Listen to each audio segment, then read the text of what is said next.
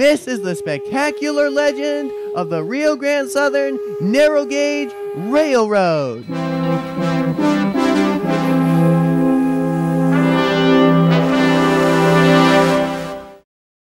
Howdy there, I'm Zane Lewis, and today I will be telling you the legend of one of America's best and one of my all-time favorite railroads, the Rio Grande Southern. For almost 60 years, the RGS serviced the towns of the San Juan Mountains along a 160-mile long route, becoming vital to their existence and to the many farmers that its line served. While the railroad was abandoned in the 1950s, today it still leaves a legacy of being one of America's most mountainous and rugged railroads, having traversed some of the country's most beautiful scenery. And today, we can still see its remains, raw, rugged, and spectacular. How was this magnificent line first founded? What hardships did the people who worked and built the line experience? What led to the death of Colorado's greatest narrow gauge railroad? Using a treasure trove of information, we will rediscover the complete history of one of the all-time greatest legends of Colorado.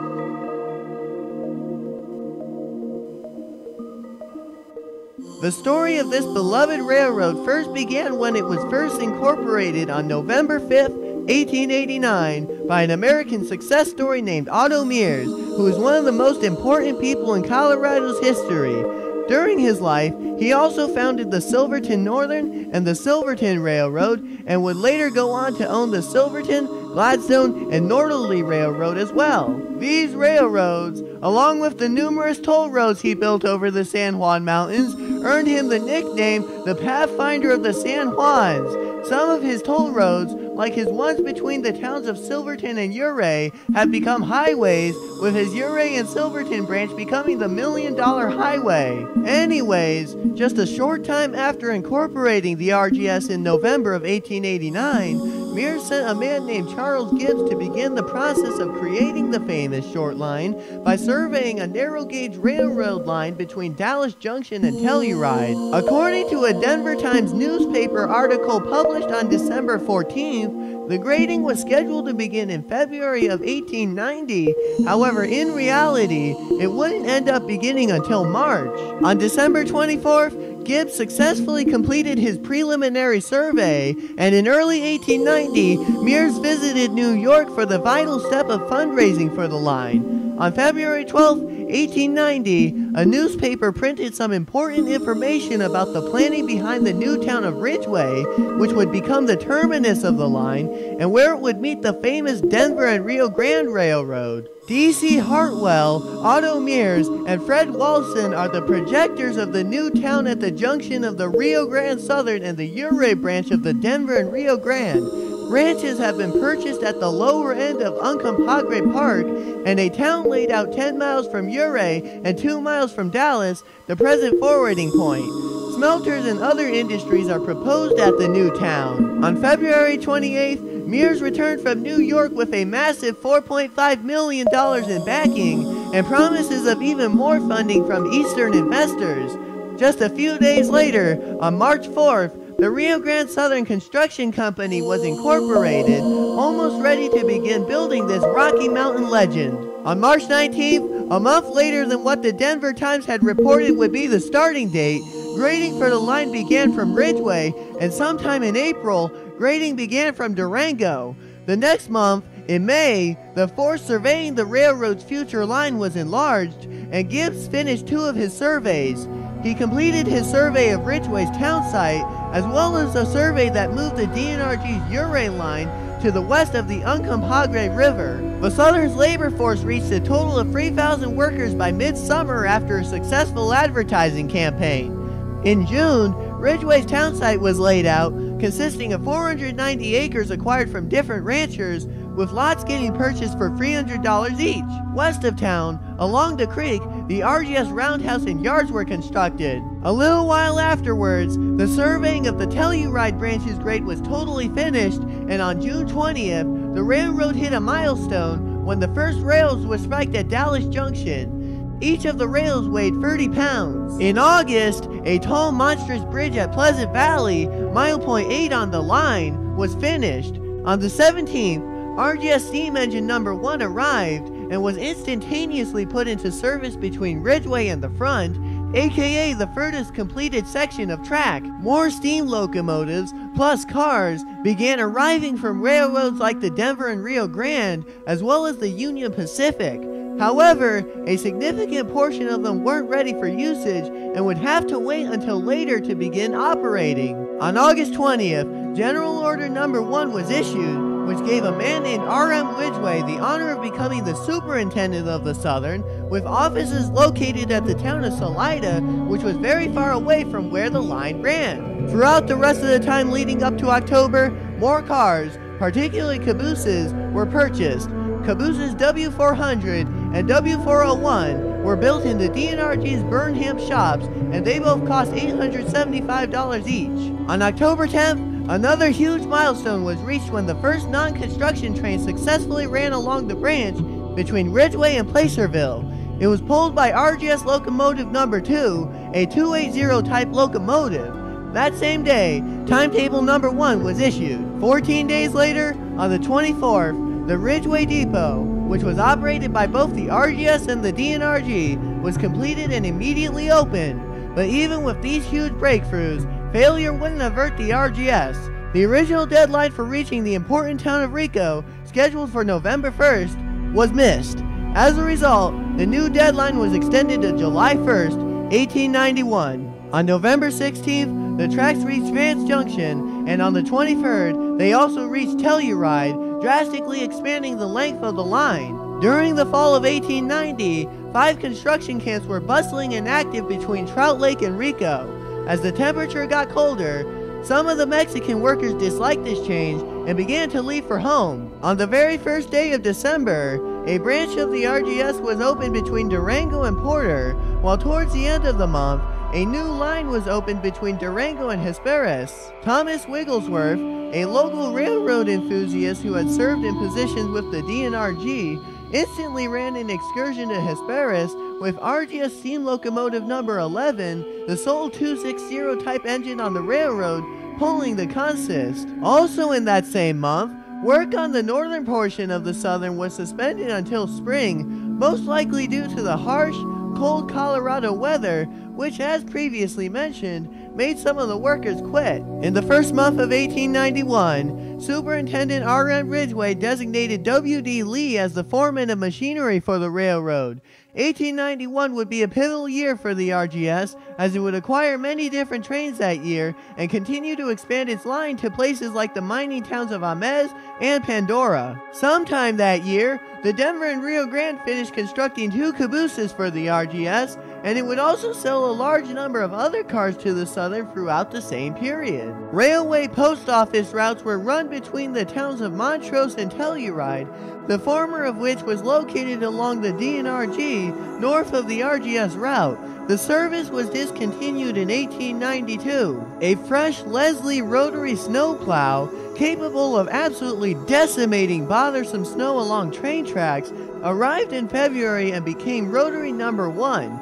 Both it, along with a second rotary, which was ordered a year later, were built by the Portland Locomotives Works. The Durango extension reached East Mancos in April of 91, and on May 12th, about 100 men started working on the Vance Junction line once more. Just a month later, the northern RGS branch reached Ames, a small yet important town. A famous achievement-setting power plant was built near the town, which to this day still exists and is in operation. On June 20th, a man named George Westinghouse transmitted AC electricity at the Ames power plant 2.6 miles from the San Miguel River.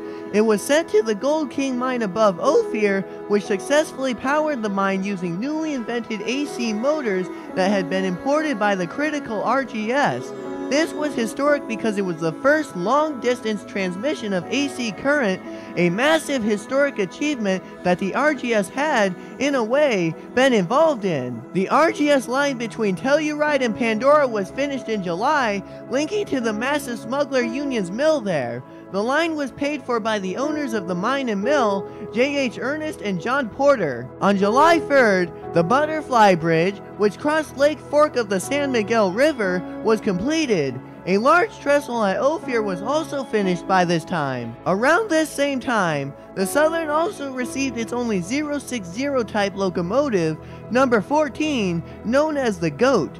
Some other engines and cars arrived during this period as well. Bridge 45A, the 476-foot-long Ophir Loop trestle, was constructed by August 21st, becoming one of the largest trestles on the entire Rio Grande Southern Railroad. The trestle was curved and proved to be a consistent 3% grade. The majority of wood used on the bridges circa Ophir was red spruce wood, with white spruce being used on the larger spans. Almost 3 months after the second deadline that was supposed to be reached by July 1st, the RGS completed one of its biggest triumphs of all times, with its tracks finally entering Rico on September 30th, 1891, marking the completion of most of the line. Locomotive number 14, the GOAT, pulled the first train into the small town, essentially right after the rails were laid, and multiple days of celebration ensued. Not too long after that, on October 15th, a formal celebration of the completion of the Rio Grande Southern was held in Rico, despite parts of the railroad having yet to be finished. RGS locomotive number 12 pulled a consist of 5 coaches in from Telluride. D&RG steam engine 168 brought an all-business car consist in from Ridgway. Some of the guests on the trains were John Long Rout, who was the governor of Colorado at the time, along with the president of the D&RG, E.T. Jeffrey, and founder of the RGS himself, Otto Mears. The cars included the RGS's San Juan and the D&RG's Zuni and El Moro. The owners of the Enterprise mine presented a silver spike to Otto, however it had a name error saying D&RG Southern R.R. On a side note, D&RG number 168 is actually still in existence today, and it was given to the city of Colorado Springs and sat in Antlers Park for many years until 2016, when the Cumbres and Toltec Railroad, a remnant of the D&RG, brought it to Antonito, Colorado, to restore it after entering into an agreement with the city. The railroad finished restoring it in October of 2019 and has been using it to haul passenger trains ever since. On November 25th, the line between Durango and Dolores was completed.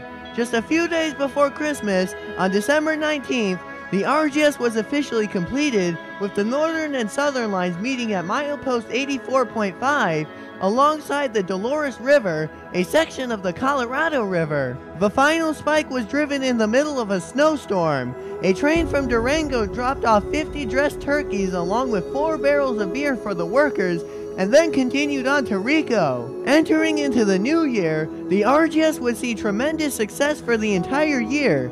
1892 was undoubtedly one of the objectively best years for the RGS, if not the best. The line boomed, running daily passenger trains with Pullman coaches from Ridgway to Rico, Rico to Durango, and Vance Junction to Telluride. There were up to 20 freight trains running in a 24-hour period. Just a day after New Year's, on January 2nd, the first train was already running from Durango to Ridgway under conductor Charles Wigglesworth. But even in the boom days, the RGS wouldn't be able to avert disaster. It was just a simple fact that both natural disasters and man-made disasters would plague the line.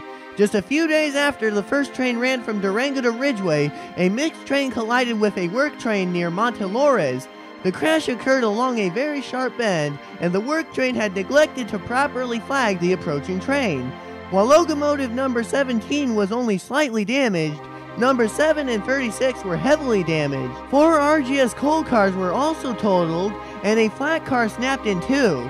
A D&RG flat car was destroyed, along with a cook car. While designations for most of the cars are unknown, we know that one of the RGS cars that was destroyed was number 574. On the 8th, yet another crash occurred when the second daily mixed train, headed by engine number 15, crashed right into a line of coal cars on the main line near the San Juan smelter west of Durango that had been left by a D&RG switcher.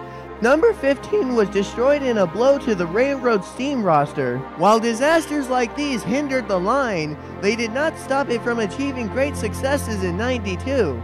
The line made transportation and passenger costs cheaper than previously thought possible, and mining activities in the area boomed. the line also continued to expand to new towns and locations. A newspaper report on January 28th, most likely by the Pagosa Springs Sun, said, quote, "The passenger rate on the Rio Grande Southern is 10 cents per mile on the whole length of the road." Otto Mears says he will extend the line to Cortez next year. Also on an unknown date in that month, R.M. Ridgway made Walter D. Lee the assistant superintendent of the RGS, while the next month, on February 1st, the Rio Grande Southern Railroad Company took control of the line from the construction company. At some point in the year, the RGS made a trade with the Silverton Railroad, trading 280 type locomotive number 34 for the Silverton Shade type locomotive number 269. The RGS put this locomotive to use along the area near the Enterprise Mine, a grade which had been surveyed that summer by C.W. Gibbs. Around the same time, another Leslie Rotary Snowplow was added to the line's roster, becoming Rotary number 2. Thanks to the cheapened price of transportation offered by the train, mining along the areas the railroad service saw an increase in activities. Ores that had once been far too costly to do anything with suddenly became economical thanks to the RGS and its low cost of transportation. Previously, a single ton required a pack train of 7 mules or 10 burros to be transported anywhere in the steep mountains, while a wagon could only move up to 4 tons. Meanwhile, just a short 10-car train could easily handle as much as 100 tons. As a result of these developments, the cost of shipping from the San Juan smelters to the ones in Pueblo dropped from an astounding $50 per ton to barely $10. Mears then devised his most prestigious train passes to date, initially making 527 handmade silver filigrees and free gold filigrees. A filigree is an ornamental work of wire made into tender tracery. Railway post office routes were run between the D&RG's town of Montrose to both Rico and Telluride.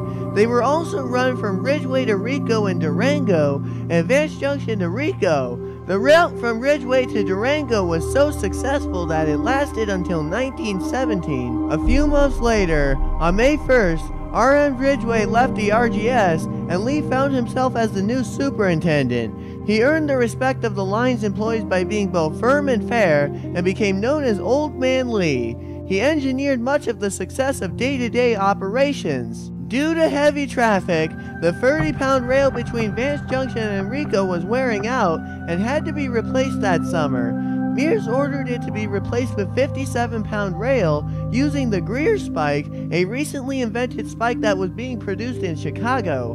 The total cost for the spikes for the 29-mile section was $2,774.94. On September 9th, the RGS purchased a large amount of cars from the D&RG, totaling 26. Their numbers are listed in this picture here. At this time, the Rio Grande Southern was doing so well that not only was it acquiring loads of new trains, Mears desired to expand his small little railroad all the way into Arizona. In October, he informed shareholders in the railroad that a line had been surveyed from Mancos to Prescott Junction, which was later renamed Seligman, to connect to both the Prescott and Arizona Central Railroad, along with the Santa Fe-controlled Atlantic and Pacific Railway. Sadly, the line was never built, and the Prescott and Arizona Central Railroad shut down a year later. Anyways, the RGS continued expanding in the San Juans when on October 15th, the Enterprise Mine branch was finished by both contractor Levy as well as more railroad contractors, who then turned the line over to the RGS. At almost 5 miles long, it had steep 5% grades and 5 switchbacks, having been paid for by local mine owners. In November, a 2-mile branch from Ute Junction, near the town of Hesperus, to the Ute Coal and Coke Company was built. The line was a consistent steep 4% grade for its entire duration and had a turntable at its terminus. Entering into 1893, on January 9th, locomotive number 36 left Ridgway carrying one of the best photographers in the West, named William Henry Jackson, to photograph the RGS line for advertisements. During his life, he extensively photographed all of Colorado, creating some of the most famous pictures of the state, showcasing things ranging from mountains to railroads. During the ride, number 36 broke down near Trout Lake, and as a result, steam train number 9 was instantly pulled from helper service to lug the train back to Ridgway. Along the way back, a famous shot of number 9 in a coach known as Rico was shot, featuring Lizard Head Pass in the background. On the 13th, as a result of a new gold strike, Mears revealed another line coming from either Mancos or Dolores that would head into southeast Utah, serving a new gold field along the San Juan River. However, this strike ended up being a hoax, having been started by the Pittsburgh Cattle Company, who created it in an attempt to keep the Ute Indians from being relocated to the area. The line ended up never getting built. 1893 would be the beginning of the long, almost 50-year end for the RGS. On June 30th, President Grover Cleveland summoned the United States Congress into a special session in order to consider repealing the Sherman Silver Purchase Act. He sought to repeal it because, ever since the implementation of the act on July 14, 1890, silver prices had been plummeting, and the gold standard was continuing to weaken. Almost instantaneously after debate on repealing the act began, hundreds of silver mines shut down out of fear of repeal, with the merchants and banks who depended on them also failing. Traffic on the RGS fell by over 50%, while the above-average pay for employees was reduced, and many trains went into storage. In July, locomotive number 14, aka the GOAT, was used for the last time, and receiver E.T. Jeffrey made an inspection tour of the railroad with no positive conclusions. Freight affairs in Telluride fell by 25%, and passenger business fell by 30% compared to the previous year. He also made sure to pay out the overdue August wages. One funny thing that happened around this time was to a couple of Dolores miners.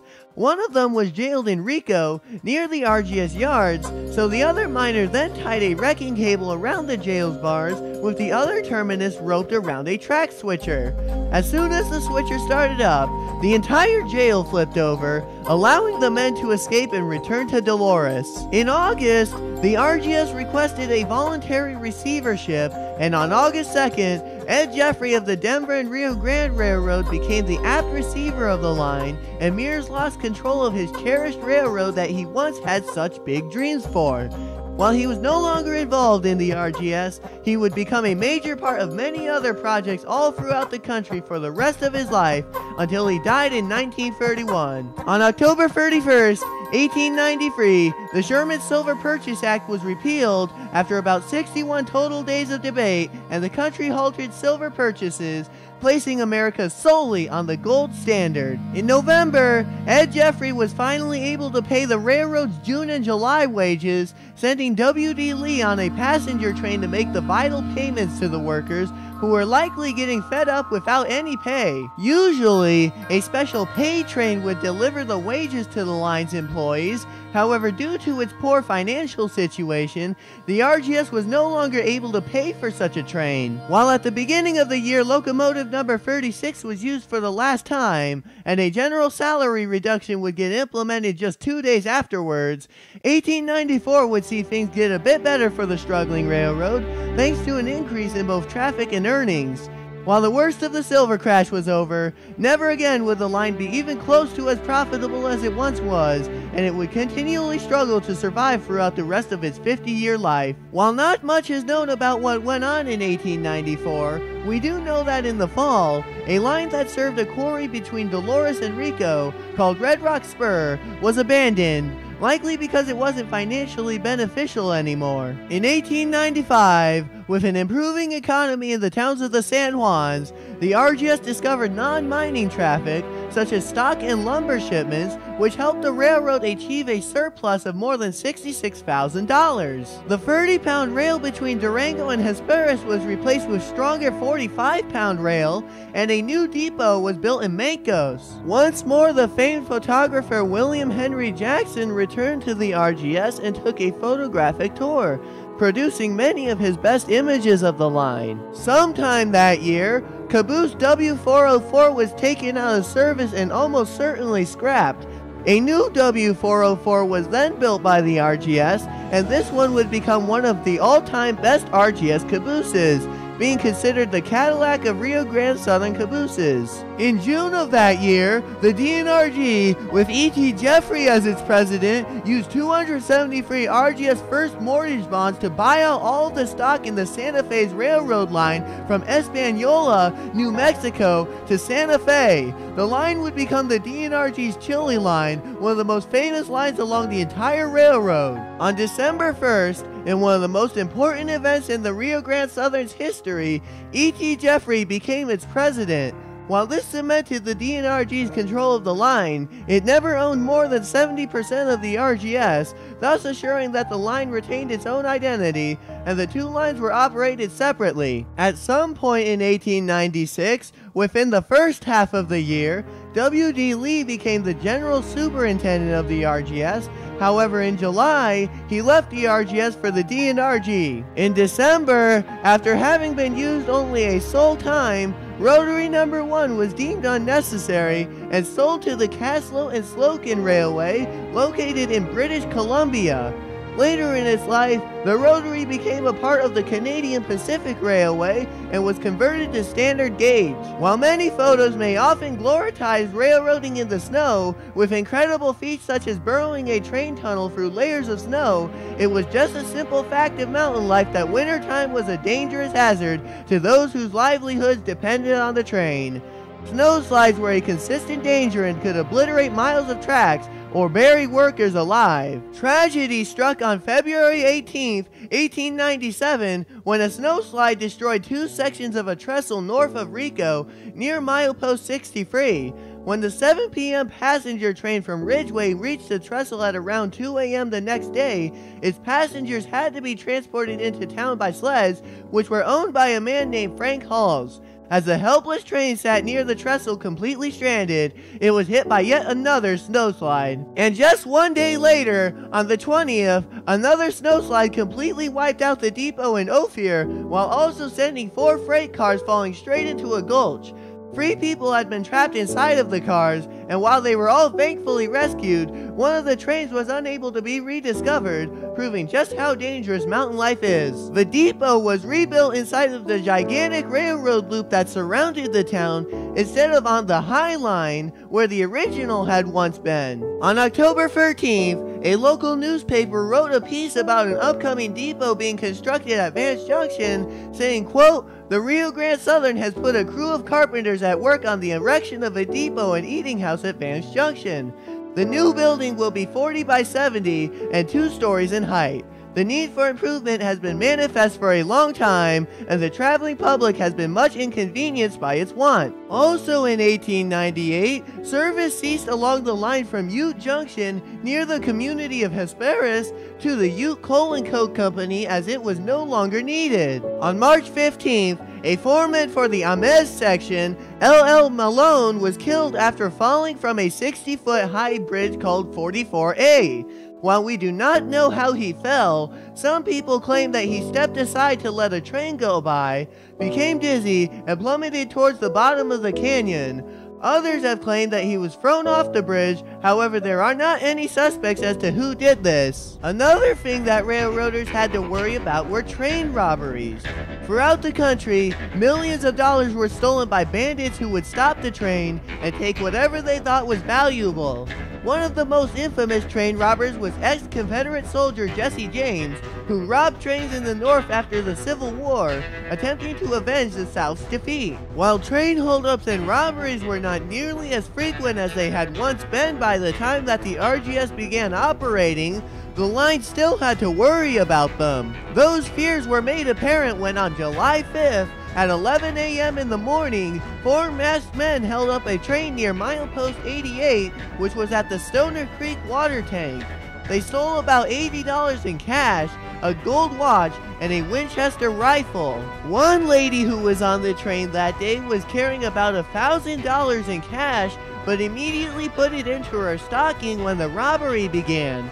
When one thief began to bother her, another told him to knock it off, and she along with the rest of the women on board ended up being fine. The thieves also took $4 from a Catholic priest, but decided to return $2 of that to him, probably because they felt bad robbing a man of God. They shot and wounded the fireman when he didn't put his hands up, which he likely didn't do because he had been using the water tank to put water in the steam engine. 2 days after the robbery, on July 7th, the line between Hesperus and Durango was blocked for almost an entire week due to washouts having happened, which cost the railroad tons of money to repair the missing track. On the 22nd, just a short bit after the damaged track had been fixed, over 100 feet of the line was once again completely wrecked due to Lightner Creek overflowing. Once more, part of the RGS was shut down. While washouts may have temporarily damaged the RGS, the damage dealt was insignificant when compared to the D&RG's line between the towns of Durango and Silverton. In 1911, the flood of the century, as it was known, wiped out miles of track and nearly bankrupted the line. Thankfully, both lines persevered, and the Durango and Silverton operates to this day, with trains running year-round along the historic and spectacular route, with some of the most breathtaking views in the world. Heading into the new year, in early 1899, RGS Rotary No. 2 traveled along the entire narrow gauge circle, including places along the D&RG, such as Alamosa and Salida. Snow slides continued to pester the RGS during wintertime, especially when a slide temporarily shut down the line near Lizard Head Pass in February. Aside from this, not much is known about what went on for the RGS in 1899. We can assume that the regular day-to-day operations continued, with the same regular disasters and failures happening. Perhaps the line even purchased some new freight cars or hired new employees. However, all these things are lost to history. Throughout the history of Colorado railroading, perhaps no line has left a legacy as great as the Rio Grande Southern. The Denver and Rio Grande link the entire state to its neighbors of New Mexico and Utah. The Colorado and Southern traverse Boreas Pass and linked the Centennial State to Texas and Wyoming, and the Santa Fe linked it to the rest of America. While the RGS never reached the length and importance of any of those lines, it cut through some of the most difficult and unforgiving terrain in America, serving a closely knit group of communities, becoming vital to the miners and ranchers it served. The success that the mines in the region achieved and the legacy of adventure and beauty that they left wouldn't have been possible without the RGS to transport their ores to the smelters in Durango. The livelihoods that the many farmers and ranchers had in those days wouldn't have been possible without the Southern to transport their sheep to market. The very existence of those San Juan towns wouldn't have been possible without the Rio Grande Southern. And while the railroad may have vanished almost 70 years ago, its legacy can be seen by just staring in awe of the Ilium Valley at the ghost town of Amez, by standing in front of the Galloping Goose at Telluride, or by just walking around downtown Ridgway. And that, my friends, is a legacy that will last for years into the future.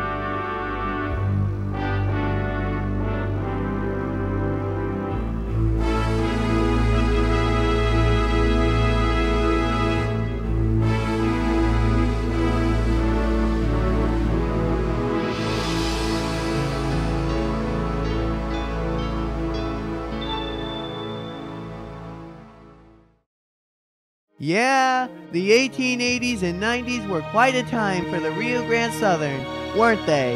Even from the very beginning of the line's history, it traversed some of the most beautiful and rugged terrain in the entire West. Whether it was over Lizard Head Pass or the Trout Lake Trestle, there wasn't a single piece of land the RGS couldn't make it over. Railroads offered a unique experience of adventure and the ability to see the world in all of its glory, raw, untamed, rugged, and beautiful as can possibly be. The Rio Grande Southern was one of many special and unforgettable railroads, traversing quite literally the most beautiful and untamable terrain in the entire state of Colorado, and some of the greatest throughout all of North America. The preservationists and ordinary rail fans just like you, who still care about and love this phenomenal railroad, are a lasting tribute to its great many achievements, and today, you and I can still see many of the remnants of this renowned line, from the Trout Lake Trestle to the Galloping Geese. The Rio Grande Southern is one of many, many legends of Colorado, and rail fans like you and me will ensure that its legacy is never forgotten, and the men and women of the line will live on forever. I'm Zane Lewis, thanks for watching.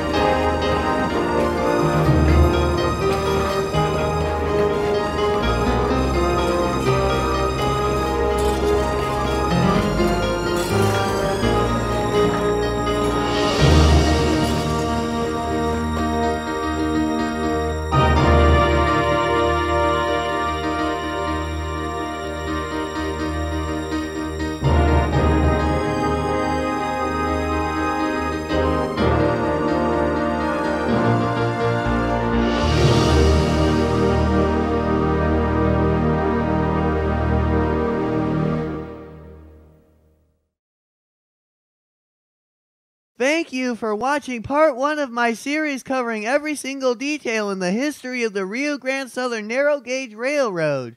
In part 2 of this documentary, we'll learn about the railroad's operations throughout the early 1900s, and while those years would see many positive developments for the RGS, they also saw tremendous disasters in the line's day-to-day operations, especially towards the end of the decade. In parts 3 and 4, we'll cover the railroad's fascinating story from the 1910s all the way to its demise in the 1950s, and cover the many things owned by the railroad that still exist today. I look forward to seeing you in these videos in the months ahead, along with any other documentaries I make in the meantime. I will post updates about progress on them in my community tab section, and when I do eventually publish the next parts of this series about the RGS, they will be linked in the description and comment section of this video. Also, make sure to subscribe and turn on notifications so you can catch them right when I post them. Thank you for your patience.